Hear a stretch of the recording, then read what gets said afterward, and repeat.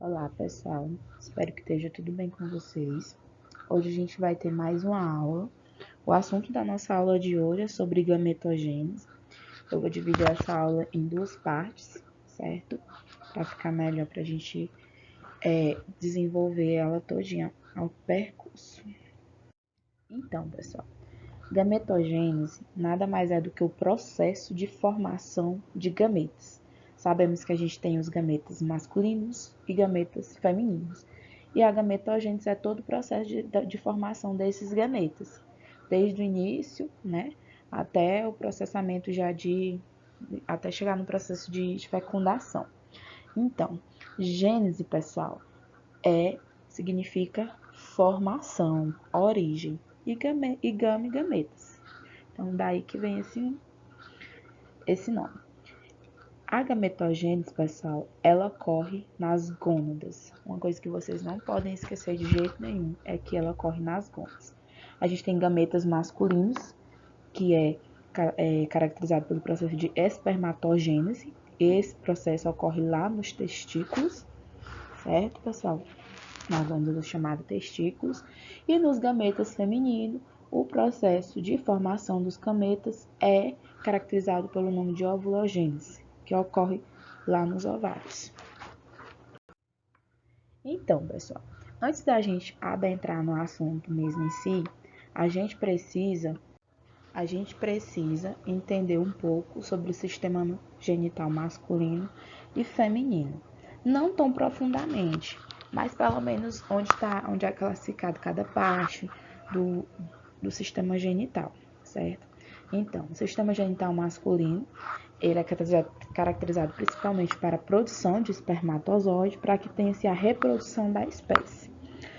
O sistema genital masculino, pessoal, ele é formado por dois testículos. Esses testículos, eles produzem os espermatozoides e também o hormônio sexual masculino, é chamado de testosterona.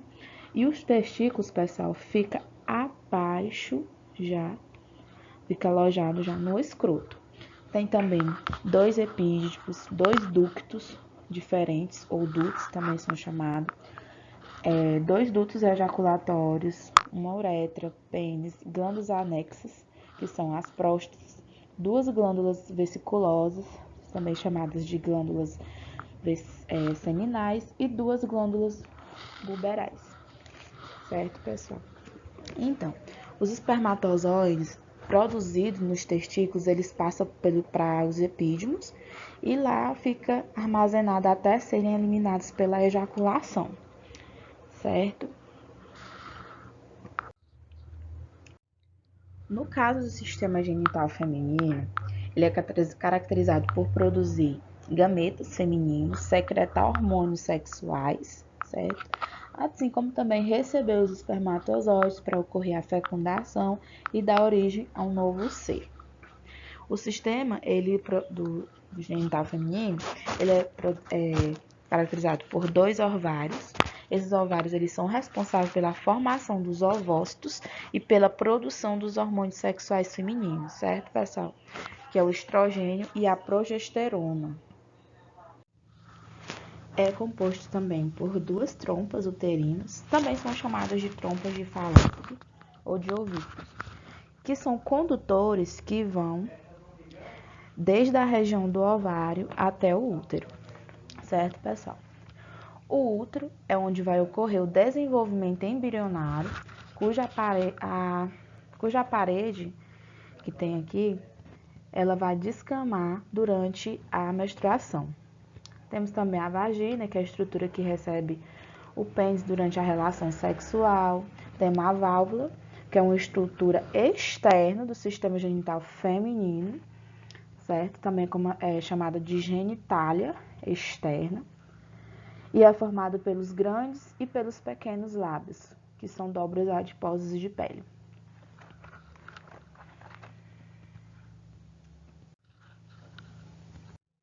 Então, agora a gente vai adentrar falando mais sobre a espermatogênese em si. Ela inicia durante o desenvolvimento embrionário, certo? É composta por células diploides, ou seja, células 2N, A gente sabe que temos células diploides 2N e células haploides, que é apenas N. Essas células diploides, elas são chamadas de células germinativas primordiais. Por quê? Porque elas são as primeiras. Elas ainda não sofreram nenhum tipo de divisão, nem mitótica e nem divisão por meiose. Ocorre primeiro a divisão mitótica, certo? Na espermatogênese, para depois adentrar na divisão meiose. E é composto principalmente pela produção de espermatogônias. Então, lembra lá que a gente falou das gônias, a gente sempre vai ter o nome gônias no meio, sobre ovunogentes ou então espermatogentes. Ele tem um crescimento já no período da puberdade, que é entre os 13 aos 16 anos, onde vai ter uma proliferação dessas espermatogônias.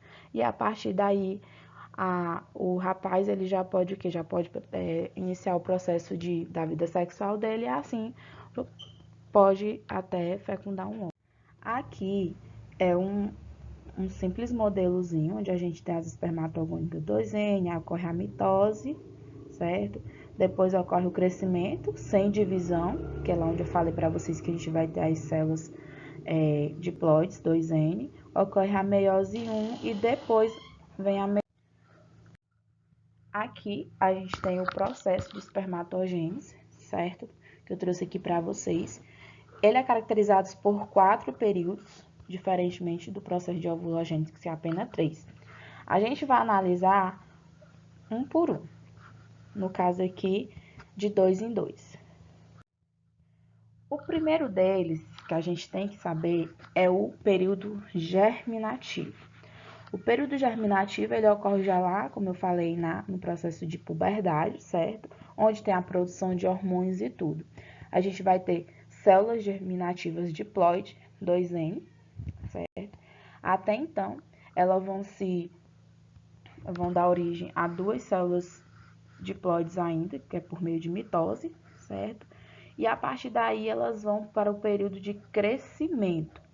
No período germinativo, essas células germinativas 2N vão ter 2 espermatogônias, que é 2Ns, ou seja, cada espermatozoide vão ter 46 cromossomos, certo? E aqui no período de crescimento, a gente vai ter o crescimento sem divisão celular. Então, elas vão continuar sendo 2Ns.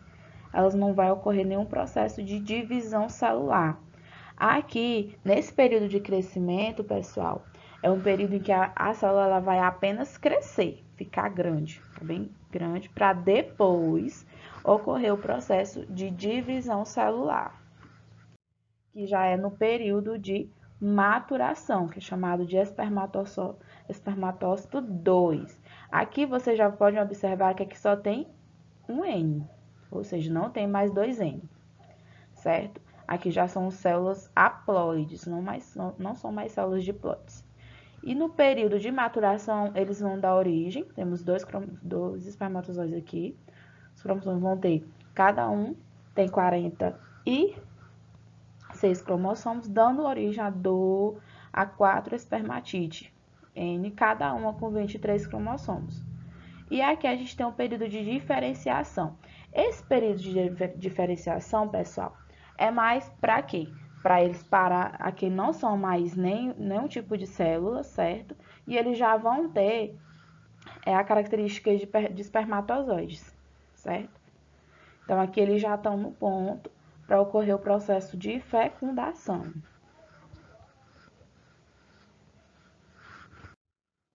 Aqui, a estrutura de um espermatozoide, ele é composto pela cauda, peça intermediária e a cabeça.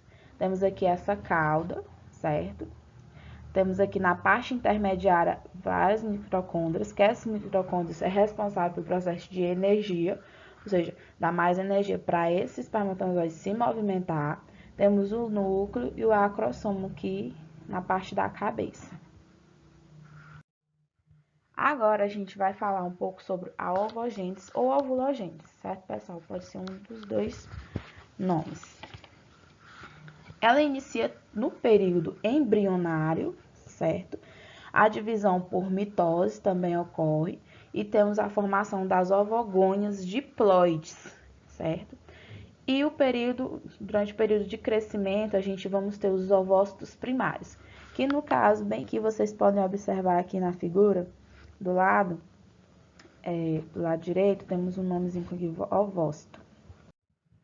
Então, a ovulogênese, ela é constituída por 3 partes, diferentemente da questão do espermatozoide. Eu coloquei aqui duas imagens aqui, uma diferente da outra, em quesito de visualização, no entanto, o conteúdo é o mesmo. Para quê?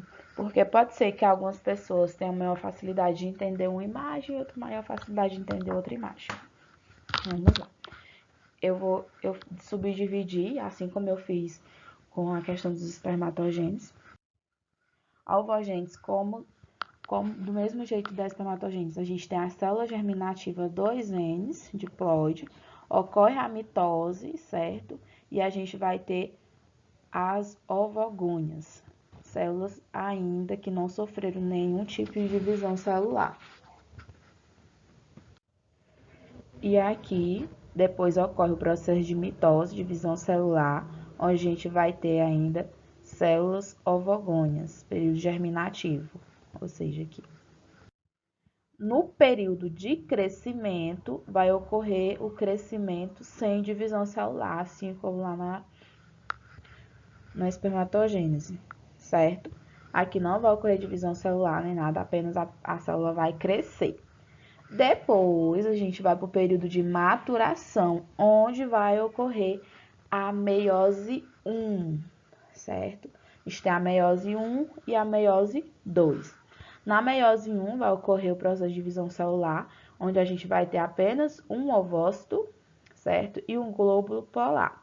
Por que na espermatogênese a gente vai ter 4 e na ovogênese a gente só tem 1? Porque é o seguinte: essa célula aqui, ovócito 2, ela passou pelo processo de divisão celular e formou uma célula ativa, certo, pessoal? E aqui, no caso dessa daqui, ela é pequena, certo? No processo, e tem pouco citoplasma e não tem condição de formar um ovócito. Então, essa aqui, ela teve condições de formar ovócito, tudo bem, tudo certinho, se tornou uma célula ativa. E essa aqui, ela não teve condições de formar seu ovócito devido ao tamanho do citoplasma ser muito pequeno. Então, ela ficou conhecida como glóbulo polar. E a partir do ovócito 2, a gente vai ter a segunda meiose, segunda divisão celular, onde vai ter o óvulo, que vai estar pronto para o processo de fecundação. E aqui os glóbulos, e essa célula aqui que não se transformou em óvulo, não teve o processo de inativação, de ativação, ela vai ser considerada apenas como os glóbulos polares. Tanto é que é uma das principais diferenciação entre o ovogênese e a espermatogênese, como é o caso aqui. Espermatogênese versus ovogênese. Essas são mais as diferenças que vocês têm que saber.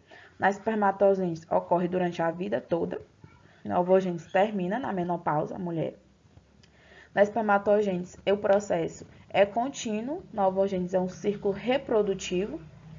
Um espermatogônio dirige 4 espermatozoides, como vocês viram já lá no processo de maturação, certo? E na ovogênese, como a gente acabou de ver, uma ovogônio origina apenas um ovócito e células inviáveis, que não podem ser fecundadas.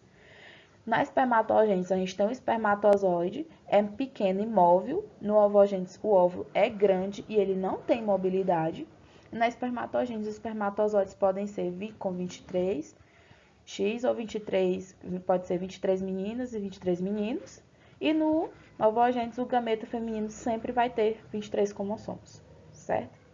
X e Y significa X gameta feminino e Y gameta masculino. Então, pessoal, eu vou disponibilizar o material para vocês entenderem melhor os assuntos, assim como a atividade, e até a próxima aula.